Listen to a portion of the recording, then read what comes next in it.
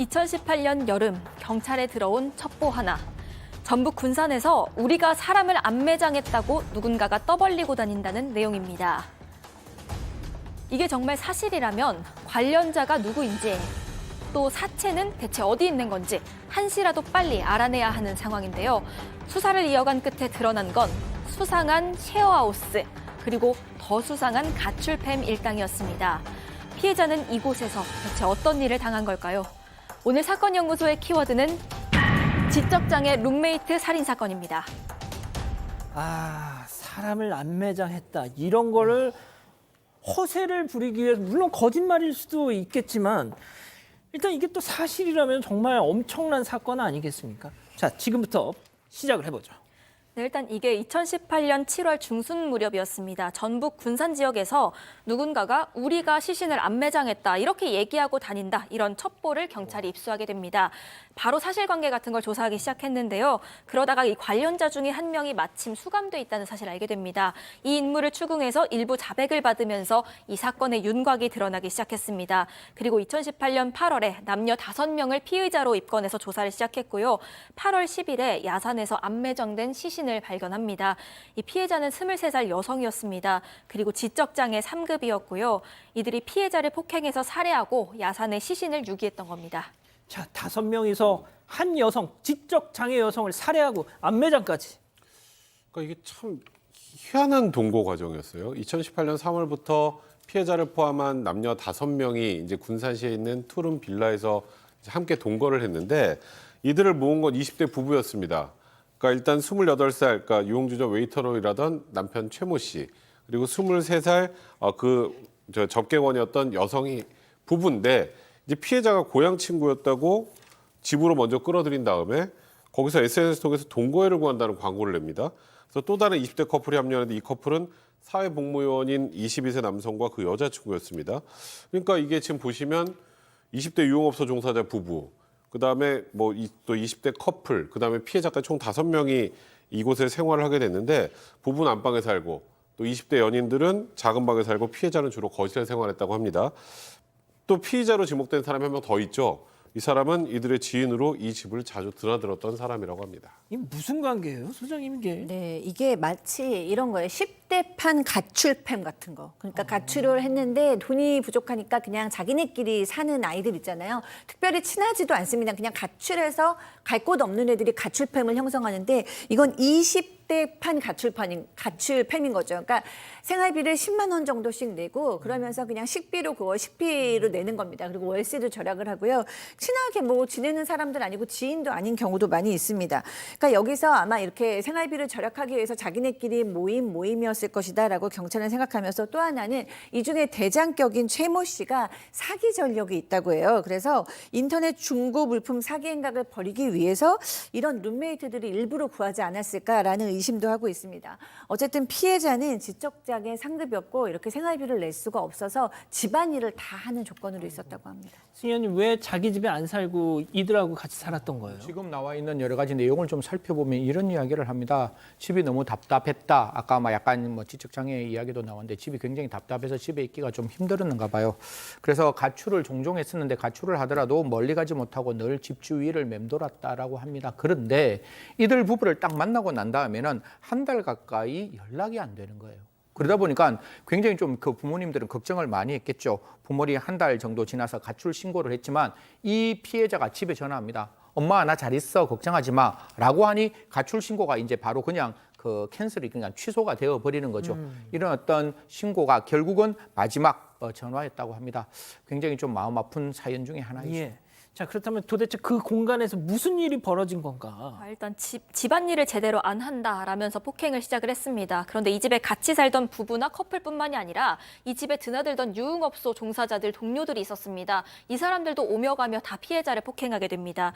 저희가 판결문을 좀 살펴봤는데요. 여기에 이들이 폭행을 한 이유가 조목조목 적시가 돼 있었습니다. 그중에 정말 일부만 설명을 해드리자면요. 피해자가 말을 안 듣고 대답을 안 해서, 밥 먹자고 깨우는데 안 일어나서, 청소를 안 해서, 설거지를 안 해서, 냄새가 나서 이유 없이 저쪽으로 가라고, 이런 말도 안 되는 이유들 뿐이었습니다. 특히 사회복무요원 이 씨는 집 안에서 이 피해자를 성폭행하기까지 했습니다. 아휴, 진짜 이게 뭐 하는 짓입니까 도대체 이게? 정말 정말 끔찍한 사건인데요. 3개월 정도 동거를 하던 5월 10일 오전 9시에 안타깝게도 피해자가 사망을 했습니다. 근데 어느 정도로 상황이 심각했냐면 지속되는 폭행으로 정수리 부위에 뼈가 드러날 정도였다고 합니다. 그리고 상처 부위에 고름과 피가 흘러내려서 붕대로 머리 부위를 감싸고 있었다고 하는데요. 피해자를 이제 마지막으로 폭행했던 건 아까 사회복무였던 20대 남성하고 집에 드나들었던 지인이라고 하는 2명입니다. 일단 피해자 명의로 휴대전화를 개설한 다음에 이걸로 담보대출을 받을 수 있거든요. 이걸 가지고 이제 본인들 생활비에 쓰겠다고 휴대전화 대리점을 방문해야 이제 개통을 하잖아요. 근데 피해자가 이제 이미 너무 몸이 많이 쇠약해진 상태였기 때문에 다음에 가면 안 되겠냐라고 했더니 그때부터 폭행이 시작됐다고 합니다. 너무 끔찍한 게 너 오늘 맞아야겠다라면서 휴대폰으로 굉장히 신나는 트로트 노래를 틀어놓고 이 노래가 끝날 때까지 맞는 거다 이러면서 폭행을 했다고 하고 그 과정에서 이제 피해자가 안타깝게 사망을 했는데 그때 방 안에 있었던 최초의 이 멤버들을 모았던 그 28살 유흥업소 종사였던 최모 씨는 방에서 자고 있다가 숨진 사실을 알게 되니까 이 사실을 은폐하기로 결심하고 함께 피해자를 안매장하게 된 겁니다. 저 좀 잡아주세요. 자, 지금 들으셨죠? 이런 놈들을 향해서 만약에 인간 존엄의 가치를 따져야 되겠습니까?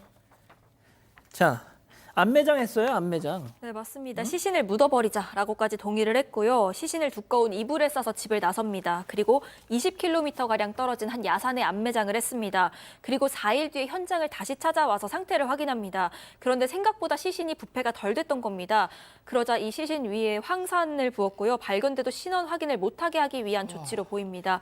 일행 중에 한 명은 이 시신, 사체를 오욕하기도 했습니다. 이후에 7월 중에 또 비가 많이 온 날이 있었습니다. 그래서 흙이 떠내려가면서 시신 일부가 드러나게 됩니다. 그러자 이들은 아예 시신을 다른 곳으로 옮기기로 결정을 했고요. 시신을 파내서 또다시 20km 정도 떨어진 들판에다 묻었습니다. 이놈들이 누군지 우리는 아직도 모르고 있어요. 지금 최모, 김모 이러고 있습니다. 지금. 자, 소장님. 네. 참 안타까운 것이 왜 집으로 갈 생각을 안 하고 왜 구조를 요청할 생각을 못 했을까? 그러게요. 이제 기본적으로는 지적 장애가 있죠. 3급이기 때문에 구체적으로 나를 보호할 수 있는 구체적이고 세심한 방법은 못 생각했을 수 있고요. 그럼에도 불구하고 사실은 동네 편의점에도 가고 이렇게 뭐 감금된 상태는 아니었던 것 같습니다.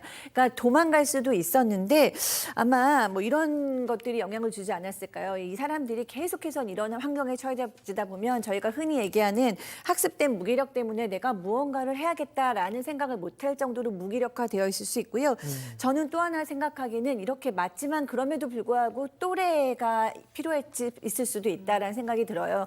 이 사람들이 분명히 이렇게 때리고 괴롭히고 이러면서도 사실 뭐 이 피해자가 하지 않으면 자기네가 밥하고 집안일하고 다 해야 되잖아요.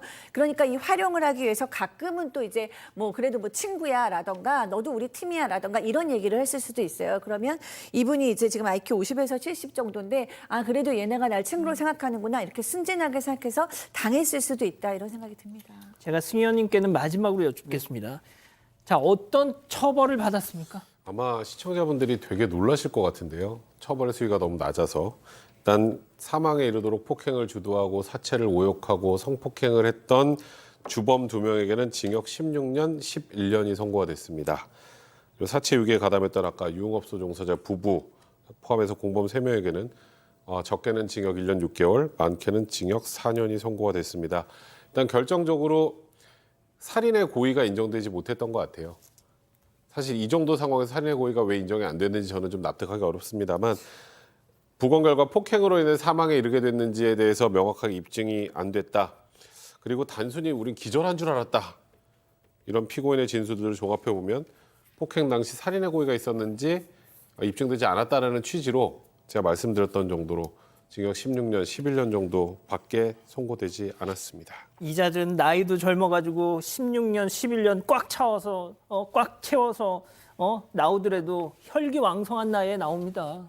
예? 대한민국 제도 중에 제 한 가지만 시청자 여러분과 같이 한번 이야기를 하고 싶은데 대한민국은 정기형입니다. 딱 징역 10년 받으면 10년 고날 바로 나와야 돼요. 근데 10년 동안 물론 교정 당국에서는 최선을 다하겠죠. 최선을 다해서 그 사람을 개성교화시키고자 하더라도 그 개성교화가 안 될 수 있는 가능성이 있잖아요. 그럼 그런 사람들이 세상에 나와서 재범의 위험성이 있을 때 그 사람들을 치료해 줄 수 있는 제도를 만들어야 한다고 생각합니다. 과거에 우리가 있던 보호 감호를 부활하자는 게 아니라 정말 사회에서 정말 현존하고 명백한 위험이 있는 사람들 바로 세상 밖으로 나오지 말고 적어도 좀 치료받고 난 다음에 세상 밖으로 나올 수 있는 그런 제도, 혹은 낮에는 세상에 있다가 저녁에는 그 다시 시설 안에서 치료받을 수 있는 이런 제도를 좀 만들었으면 어떨까? 세상이 좀 안전해질 수 있도록 국가에서는 여러 제도 한번 고민했으면 좋겠다는 말씀 드리겠습니다. 자, 사건 연구소 이렇게 정리하고요.